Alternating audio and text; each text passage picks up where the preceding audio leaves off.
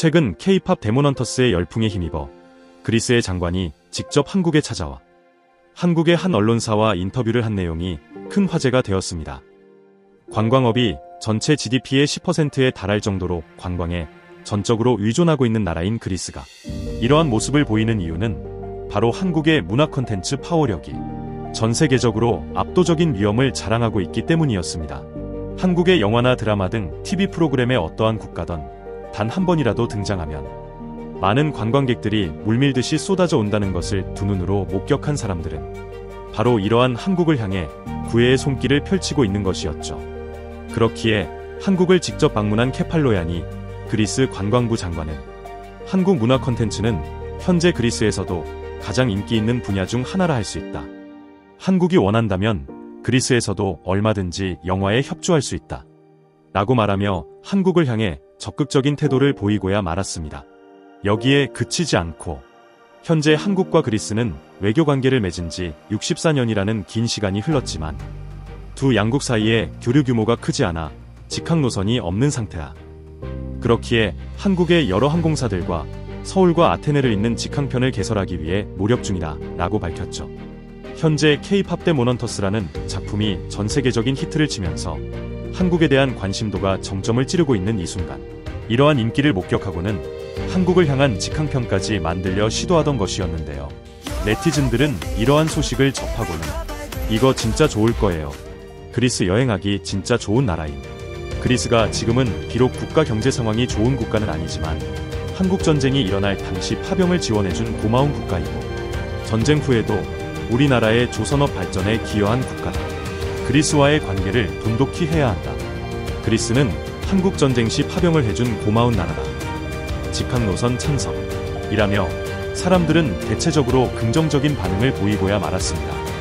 그리스는 실제로 한국 전쟁 당시에도 유럽에서 손꼽히게 열악한 국가로 뽑혔지만 자신들의 어려운 환경을 마다하지 않고 당시 많은 병력을 한국에 지원했습니다. 그리스 내전에서 전투 경험을 쌓고 여러 실전 경험으로 무장한 이들은 당시 한국 전쟁에서 크나큰 역할을 해내며 전쟁의 승리에 큰 이바지를 해냈었는데요. 많은 병력이 전사하고 부상당하는 와중에도 이들은 전쟁 당시 한국의 고아들에게 옷과 잠자리를 제공하는 등 많은 선행을 펼쳐 큰 화제가 되기도 했습니다. 이런 그리스의 과거를 아직까지 잊지 못한 한국인들이 그리스와의 협업 소식이 들려오자 그들에게 적극적으로 우호의 손짓을 보내고 있는 와중이죠. 과거 한국의 이런 문화 콘텐츠가 세계에 영향력을 미친 사례는 이번 K-팝 데몬헌터스뿐만이 아니었습니다. 전 세계적으로 데이트를 치면서 OTT 시장을 휩쓴 한국의 대표 K-드라마 사랑의 불시착은 스위스의 한 작은 시골 마을에서 촬영을 진행했었는데요. 극중 등장한 주인공이 직접 피아노를 치던 장면이 전 세계적으로 유명해지자 이 시골 마을은 이내 관광온 엄청난 인파로 붐비고 말았고 그만 관광 필수 코스가 되어버리는 지경에 이르고 말았었습니다.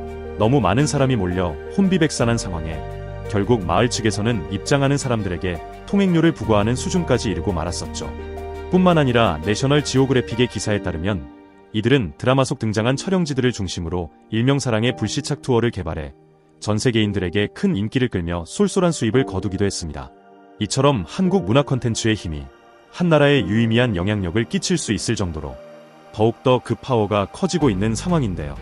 한편 K-팝 데몬헌터스의 이러한 파급력을 알아보고 농심이 직접 넷플릭스 측과 협업해서 선보인 일명 캐대언 라면은 출시한 직후 불과 단 1분 40초 만에 전량 매진되는 말도 안 되는 속도를 보이며 그 인기를 다시 한번 증명해내고야 말았었는데요. 미국의 경제매체 포브스 뉴스에 따르면 이들이 29일 출시한 신라면 스페셜 에디션 세트는 단 1분 40초 만에 완판되었고 이는 라면 끓이는 속도보다 빠른 속도이며 이 콜라보를 통해 그들이 얼마나 핫했는지 다시 한번 증명해내고 말았다. 하지만 이를 구매하지 않은 미국 팬들은 아직까지 실망할 필요는 없다. 곧 K-팝 데몬헌터스의 라면과 새우깡 등은 아마존, 월마트 등 미국의 다양한 매장에서 판매될 예정이다. 라고 말하며 캐대언의 콜라보 상품을 기대하는 팬들에게 다음과 같은 소식을 전하고 말았습니다. 그리고 최근 올림픽 체조 경기장에서 펼쳐진 한국의 유명 걸그룹 에스파의 라이브 투어 영상이 소셜미디어에 공개되면서 큰 화제가 되었는데요. 시야 제한석까지 전석 매진되는 놀라운 인기를 보여준 이들의 공연은 서울을 시작으로 후쿠오카, 도쿄, 그리고 방콕까지 이어지는 총 15회에 걸친 대규모 콘서트로 예정되어 있습니다. 그들의 콘서트 라이브 영상을 본 네티즌들은 이 노래 너무 좋아요. 에스파가 새로운 노래를 시도하는데 정말 웅장합니다. 카리나의 연기는 너무 아름답고 놀랍습니다. 저는 이러한 멋진 무대 영상이 더 필요해요. 맙서사, 난 괜찮지 않아. 에스파가 날 끝장낼 거야.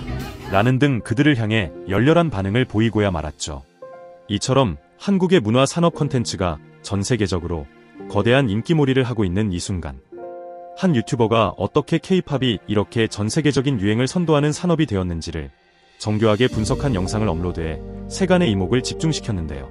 At this point, everyone and their absent-minded uncle knows what K-pop is. I mean, we all remember when BTS blew up in the States like, what, 5 years ago? And with some of the most rabid and unhinged fan bases to date, there's no denying that K-pop deserves our collective respect. But I would have never imagined that it would become the worldwide phenomenon that it is now. Like Korea, of course. Neighboring Asian countries, why not?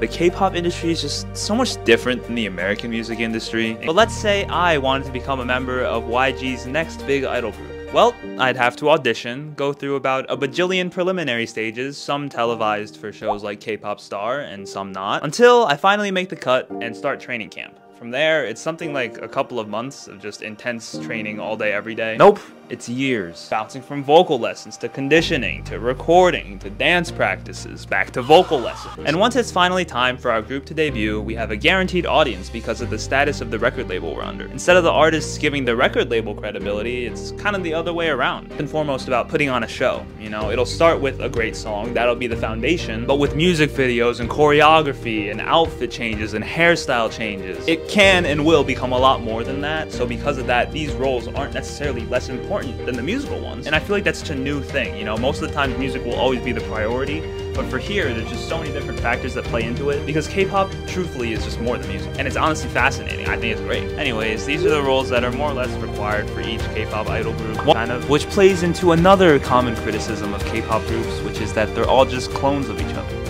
Which could be seen as a little racist, but once you start to pay closer attention to each of those roles and who plays what role and stuff like that, you'll probably start to realize that it's not the case. They'll usually spend a year or two working on it, market the heck out of it, maybe go on tour after it's released, basically doing anything and everything they can to capitalize off of it. And once that's done, you move on to the next one. But idol groups are pretty often told exactly what to do by their record labels. A lot of the groups and songs are pretty redundant and hard to keep track of, but I think the good groups are really good. It does make me feel kinda icky though, just because so much of it feels micromanaged. I just feel like they probably face a lot of pressure, whether it's from the label or the media or even their own fans.